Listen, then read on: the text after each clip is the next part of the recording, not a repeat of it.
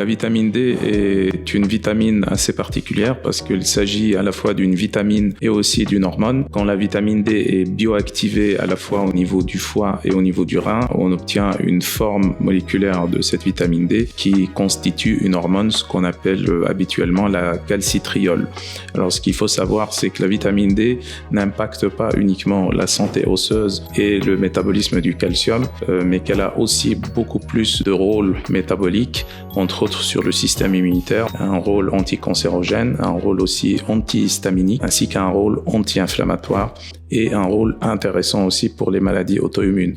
D'autres rôles, notamment sur la thyroïde et la conversion des hormones thyroïdiennes en hormones T3, également un rôle sur la dépression, la sérotonine au niveau intestinal et plein d'autres rôles. Ce qu'il faut savoir par rapport à la vitamine D, c'est que on a besoin aussi d'autres micronutriments qu'on doit combiner avec cette vitamine D. Entre autres, on a la vitamine K2 pour une bonne fixation du calcium dans le tissu osseux. On a besoin à la fois de la vitamine D, mais aussi, surtout, de la vitamine K2. La vitamine K2 a un rôle majeur aussi dans la protection cardiovasculaire puisque ça permet de mobiliser le calcium circulant vers le tissu osseux. On a besoin aussi de magnésium pour avoir la forme bioactive de la vitamine D. Donc ces trois micronutriments sont à combiner obligatoirement, vitamine D, vitamine K2 et magnésium.